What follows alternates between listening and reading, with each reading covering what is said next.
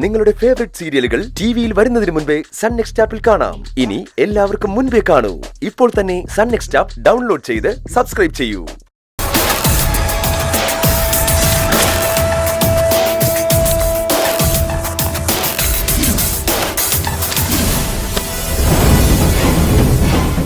ഇതിപ്പോ തന്നെ കൊണ്ടുപോയി കൊടുത്താലോ? ഇല്ലെങ്കിൽ വേണ്ട, പതിവായി മുക്തമേടത്തിന്റെ ക്യാബിനിലല്ലേ വെക്കാറ്, അങ്ങനെ തന്നെ ചെയ്യാം.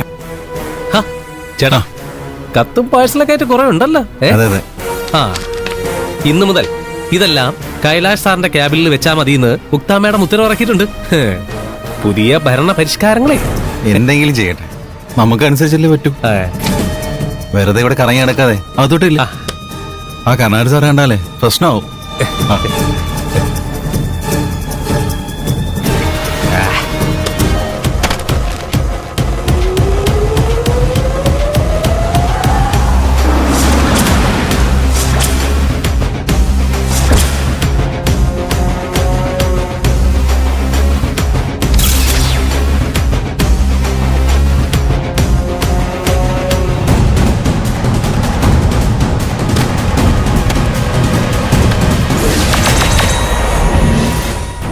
പാർവതിക്കൊന്ന പാഴ്സലാണല്ലോ.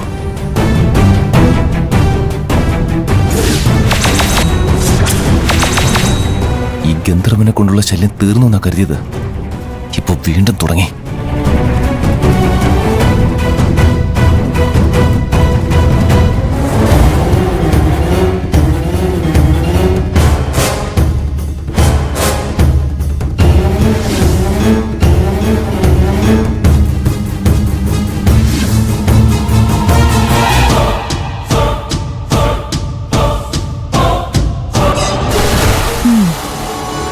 പാഴ്സൽ എത്തേണ്ട സമയമായല്ലോ.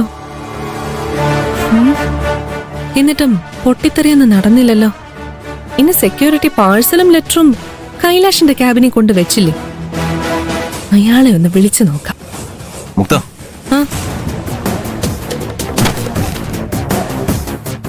എന്തേത് കൈലാഷ്? എടുത്തു നോക്ക്.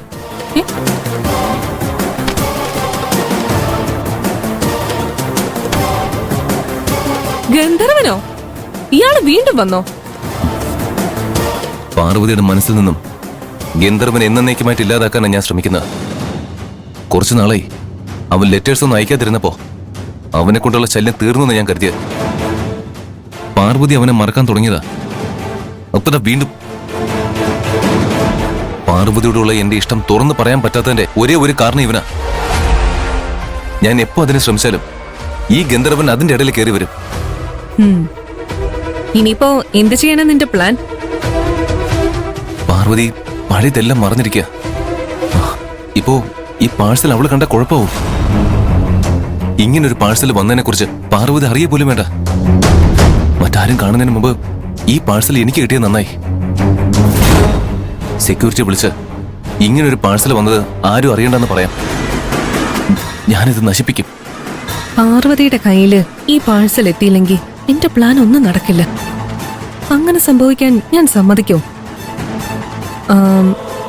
ഞാനൊരു കാര്യം പറഞ്ഞ നീ ദേഷ്യപ്പെടാതെ ശാന്തനായി കേൾക്കണം. നീ ഈ പാഴ്സൽ നശിപ്പിക്കരുത്. ഞാൻ പറയുന്നത് മുഴുവൻ നീ കേക്ക്. പാർവതിയോട് നിന്റെ ഇഷ്ടം തുറന്നു പറയണമെങ്കിൽ അവള് ഗന്ധർവനെ പൂർണ്ണമായിട്ടും മറക്കണം.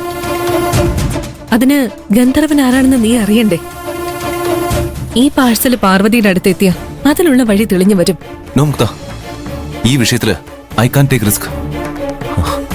പാർവതിയെ വീണ്ടും അവൻ കൊടുക്കാൻ ശ്രമിച്ച പിന്നീട് ഒരിക്കലും പാർവതി എനിക്ക് തിരിച്ചു കിട്ടില്ല. നീ എന്തിനാ ഇത്ര നെഗറ്റീവായിട്ട് ചിന്തിക്കുന്നേ? നിനക്ക് അവളോടുള്ള പ്രണയത്തിൽ വിശ്വാസമില്ലേ?